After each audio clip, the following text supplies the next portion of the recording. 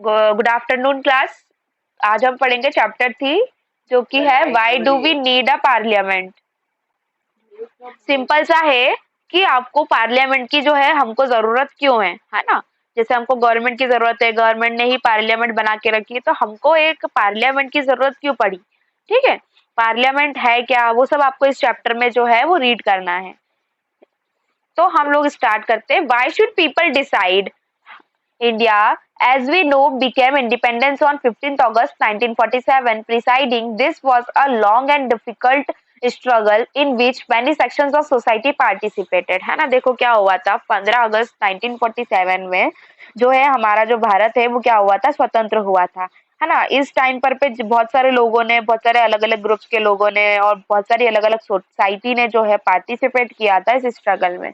People from various backgrounds joined the struggle and they were inspired by the ideas of freedom, equality, participation and decision making। है ना, जो दूसरे जितने भी लोग थे वो लोगों ने क्यों किया था ये आंदोलन, क्यों स्ट्रगल किया था, क्योंकि वो भी क्या चाहते थे कि वो फ्रीडम, इक्वालिटी, पार्टिसिपेशन, है ना, उनके खुद के डिसीजन जो है वो ले सके, ये सब चीजें चाहते थे।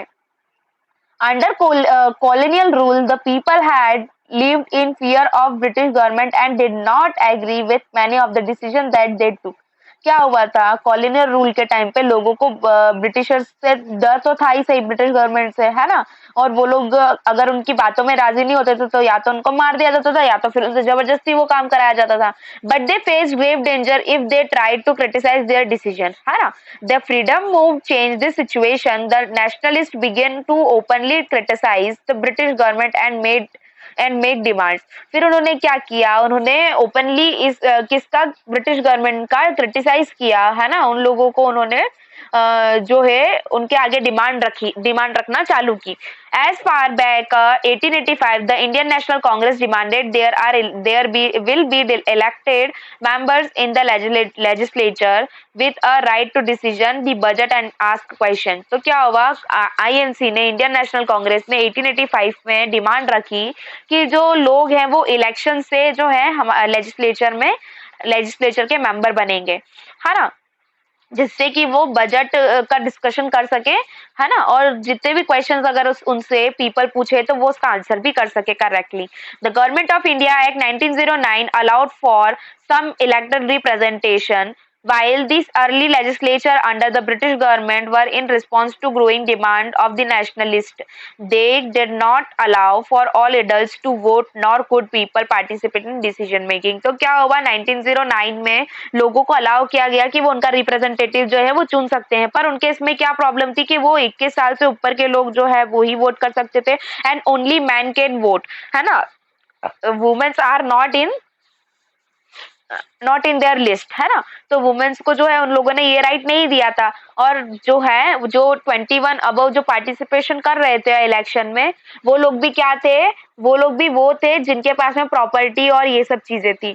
ठीक है, as you read in chapter 1, the experience of colonial rule as well as in participation of different people in the struggle for freedom left little doubt in the minds of nationalists that all persons in independence India would be able to participate in making decision। देखो हमने chapter 1 पढ़ा था, उसके अंदर हमने यही पढ़ा था कि सभी लोगों के पास में क्या होना चाहिए, अधिकार होने चाहिए कि उनको फ्रीडमली वो लोग रह सके, है ना।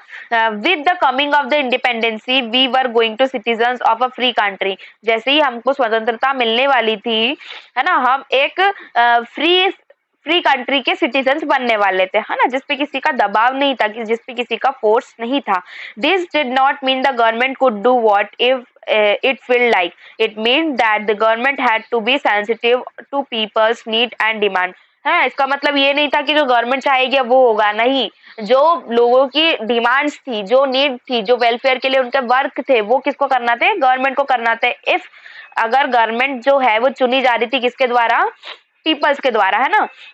The dreams and aspirations of the freedom struggle were made concrete. The Constitution of Independence India that laid down the principle of universal adult franchise, that is that all। क्या हुआ उसके बाद में जैसे ही जैसे ही फ्रीडम जो है लोगों को मिला, उन्होंने क्या किया कि कॉन्स्टिट्यूशन में एक एडल्ट फ्रेंचाइज करके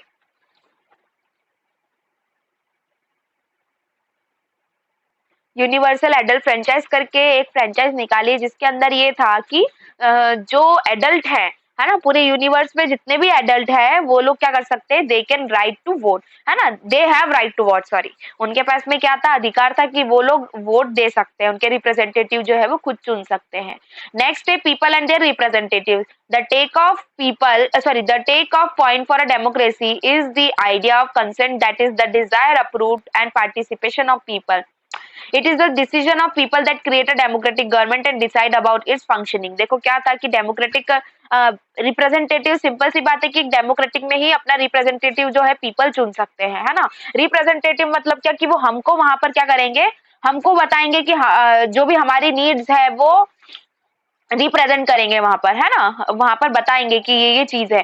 तो डेमोक्रेटिक गवर्नमेंट का यही मतलब था कि पीपल जो है वो खुद एक डेमोक्रेटिक गवर्नमेंट बनाते हैं। इसका मतलब वो गवर्नमेंट किसके द्वारा चुनी गई होती है, लोगों के द्वारा चुनी गई होती है ना, लोगों से बनी होती है, लोगों के द्वारा बनी होती है और लोगों के लिए बनी होती है, ठीक है। It is your democracy. The basic idea in the kind of democracy is that the individuals or the citizens is the most important person, and that the principal, the government as well as the other public institution need to have the trust of the citizens. तो क्या है, लोगों को क्या है, citizens पे trust जो है होना जरूरी है ना, नहीं तो वो किसको वोट कर रहे हैं, कैसे वोट कर रहे हैं, क्या है प्रॉब्लम, वो सब भी मायने रखती है। How does the individual give approval to the government, one way of doing so as you read in through the election, people would add the elect representative to the parliament, then one group form among the elected representative from the government. The parliament, which is made up of all the representatives together, control all guides of the government. In this sense, people through their chosen representatives form a government and also control it. देखो क्या है, आपका parliament क्या है, जितने भी लोगों को आप चुनते हो, है ना, वो मिल करके, वो मेंबर्स मिल करके क्या बनाते हैं, पार्लियामेंट बनाते हैं, ठीक है। और वही आपके क्या होते हैं, रिप्रेजेंटेटिव होते हैं। The above idea of representations has been an important theme in class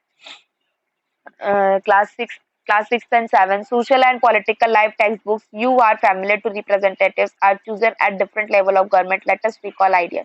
तो देखो पहले भी आप लोग पढ़ चुके हैं उसके बारे में कि हम एमएलए चुनते हैं, एमएलए से क्या बनता है, लेजिस्लेचर बनता है, फिर वो लोग क्या करते हैं, चीफ मिनिस्टर और मिनिस्टर को जो है कौन इलेक्ट करता है, they elect chief minister and ministers, okay. Next है आपका the role of the parliament. Created after 1947, the Indian Parliament is an expression of the faith that the people of India have in principles of democracy. These are participations by people in the decision-making process and government by consent. The Parliament in our system has immense power because it is represented by the people. देखो क्या था 1947 में, जब मतलब 1947 के बाद में क्या हुआ, कॉन्स्टिट्यूशन जब बन के, मतलब कॉन्स्टिट्यूशन तो पहले ही बन चुका था, बट जब पार्लियामेंट को एक्सप्रेस करने की बात आई तो वहां पर जो थे मतलब क्या सच्चाई वो लोग रिप्रेजेंट करते थे, एक्सप्रेस करते थे कि पीपल ने जो है डेमोक्रेटिकली तो हमारे मेंबर्स को चूज किया है ना। वो लोग क्या करते थे, पार्टिसिपेशन पीपल्स के द्वारा किया करते थे, ठीक है। जो भी डिसीजन मेकिंग प्रोसेस होती थी गवर्नमेंट के लिए वो उनकी कंसेंट से होती थी, ठीक है। The parliament is our system has immense power because it is the representative of people, है ना। ये जो पार्लियामेंट है, पार्लियामेंट सिस्टम है ना। तो पार्लियामेंट जो सिस्टम है हमारा, उसके अंदर जितनी भी पावर है सब समाई हुई है, सब इमेंस है, सब मर्ज है ना। तो वो पावर जो है वो क्यों है उनके पास में, क्योंकि उस रिप्रेजेंटेटिव को किसने चुना है, पीपल ने चुना है, हम लोगों ने चुना है ना। Elections of the parliament are held in similar manner as they are for the state legislature.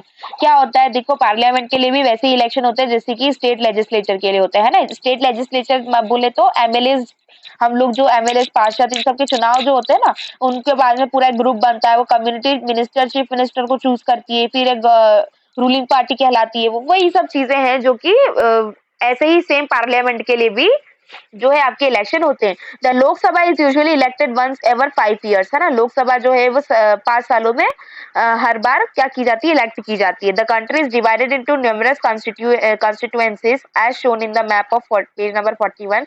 Each of these constituency elect one person of the parliament. Candidates who contest elections usually belong a different political parties. देखो क्या है constituencies का मतलब, अगर हम simple सा देखा जाए तो सिर्फ इतना है कि देखो हमारे यहाँ पर बहुत सारी प्लेसेस है ना, बहुत सारी प्लेसेस अगर हम देखें, तिलक नगर हो गया, है ना, पिपलियाहाना हो गया, वंदना नगर हो गया, बहुत सारी ऐसी प्लेसेस है। ठीक है, तो वो सारी प्लेसेस पे हर हर जगह पे क्या होते हैं, अपने अपने अपने अपने पार्षद का, कोई पार्षद का चुनाव लड़ रहा है, कोई कैसे चुनाव लड़ रहा है, तो उस पर्टिकुलर एरिया के लिए क्या किया जाता है, चुनाव किया जाता है ना। आगे लिखा है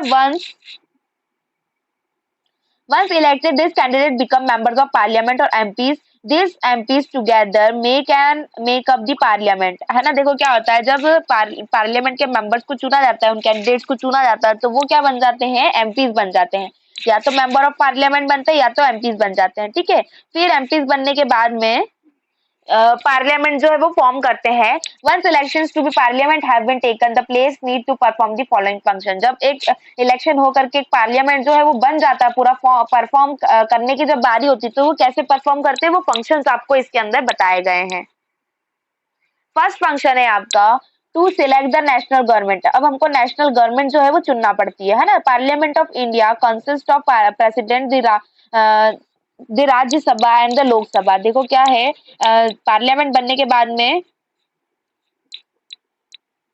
प्रेसिडेंट जो है, राज्यसभा और लोकसभा, है ना, ये सब उसके अंदर होना जरूरी होती है। After Lok Sabha election the list is prepare showing how many MPs belongs each political party. जब लोकसभा के मेंबर्स जो है वो चुने जाते हैं, तब उसमें देखा जाता है कि कितने एमपीज जो है वो किस पॉलिटिकल पार्टी से बिलोंग करते हैं, है ना।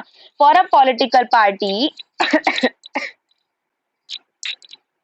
क्या कर रहे थे हम लोग, for a political party to form government they must have majority of election MP since there were 543 elected plus 2 Anglo Indian nominated members in Lok Sabha to have a majority. A part of a party should have at least half of the members, that is 272 members or more. देखो क्या होता है, जब भी आप किसी भी political party में से किसी भी एमपी को सिलेक्ट करते हो या इलेक्ट करते हो, तो वहां पर पे लोकसभा में कितनी मेजोरिटी होती है,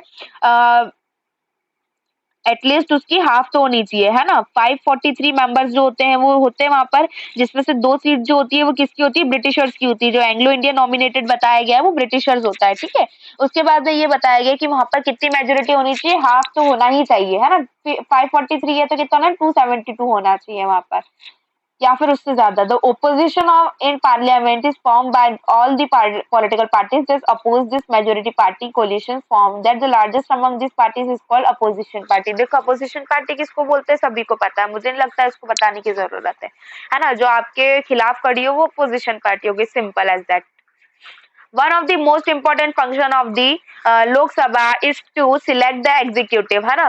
क्या होता है, सबसे जो इम्पोर्टेंट फंक्शन होता है लोकसभा का, क्या होता है, वो एग्जीक्यूटिव को चूज करते हैं, एग्जीक्यूटिव को सिलेक्ट करते हैं ना। अब एग्जीक्यूटिव क्या है, वो चैप्टर 1 में हम ऑलरेडी पढ़ चुके हैं कि अब is a group of person who works together to implement a law made by the parliament, है ना। देखो एग्जीक्यूटिव क्या होता है, ये लोग क्या करते हैं, बिल बनाते हैं या लॉ बनाते हैं, है ना। पार्लियामेंट के मेंबर्स जो है वो मिलकर के क्या बनाते हैं, बिल बनाते हैं। Executive often when they mind when used to term government, है ना। ये लोग सिर्फ और सिर्फ क्या काम करते हैं, बनाने का, बिल बनाने का, लॉ मेकिंग काम करते हैं only.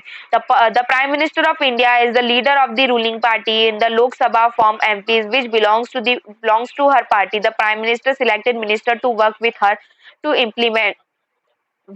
implement decisions. This minister then take charge of different areas of government functions like health, education, finance, etc. देखो प्राइम मिनिस्टर जो होता है इंडिया का, वो लीडर होता है ना। उस रूलिंग पार्टी का क्या होता है, लीडर होता है। लोकसभा में भी सबसे ज्यादा क्या होती है, उसी के ओपिनियंस जो है वो रखे जाते हैं, सुने जाते हैं। ठीक है, अब जो एमपीज है वो उस पार्टी से बिलोंग कर रहे हैं, तो उनको क्या है कि प्राइम मिनिस्टर जो है वो मिनिस्टर को चूज करता है कि उनको, मिनिस्टर्स चूज करता है कि उनको क्या है, क्या क्या वर्क जो है वो करने हैं। जैसे फाइनेंशियल मिनिस्टर किसी को बनाया जाता है, किसी को एजुकेशन मिनिस्टर बनाया जाता है, किसी को हेल्थ मिनिस्टर बनाया जाता है ना। तो ये सब कौन बनाता है, पीएम बनाता है। ठीक है, often times in the recent past it has been difficult form a single political party to get the majority then it is required to the form of government। देखो क्या है, ये डिफिकल्टी की किसी एक पार्टी में से हम लोग मेजोरिटी जो है निकाल लें, है ना। सारे मेंबर्स भी हैं उस पर्टिकुलर पार्टी के, वो राजी नहीं होते हैं, ठीक है, then they are joined together with different political parties who are interested in similar concern to the form of which is coalition government। देखो coalition government का सिंपल सा मीनिंग अगर हम आपको बताएं तो वो ये है कि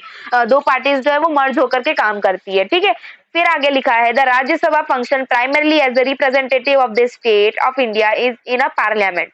देखो राज्यसभा जो है उसका फंक्शन कैसा होता है, वो किसको रिप्रेजेंट करती है, स्टेट को, है ना। इंडिया जो हमारी स्टेट है उसको रिप्रेजेंट करती है पार्लियामेंट के अंदर। Rajya Sabha can also initiate legislation and bill is required to pass through the Rajya Sabha in order to become a law, है ना। अगर कोई भी लॉ बन रहा है तो वो लॉ कब कहलाएगा, जब वो राज्यसभा से पास होगा, है ना। कोई भी बिल बना है तो वो लॉ लॉ में कब कन्वर्ट होगा, जबकि वो जब वो राज्यसभा से पास होगा। जैसे कोई भी आपका बिल बनता है, कोई भी आपकी जैसे फॉर एग्जांपल होगा कि licence is required for everyone, जो भी ड्राइव करता है ना। तो ये क्या है, एक बिल है। जब तक वो राज्यसभा से पास नहीं होगा तब तक वो क्या रहेगा, बिल रहेगा। जैसे ही वो राज्यसभा से पास हो गया इट बिकम्स अ लॉ, है ना, वो लॉ बन जाता है, ठीक है। The laws initiated by the Lok Sabha, the members of the Rajya Sabha are elected by the elected members of the legislative assemblies of various state. देखो क्या होता है, जो राज्यसभा के मेंबर्स होते हैं वो किसके द्वारा चुने जाते हैं, लेजिस्लेटिव असेंबलीज के द्वारा चुने जाते हैं, जो कि अलग अलग स्टेट्स में होती है, ठीक है। There are 233 elected members plus 12 members nominated by the president,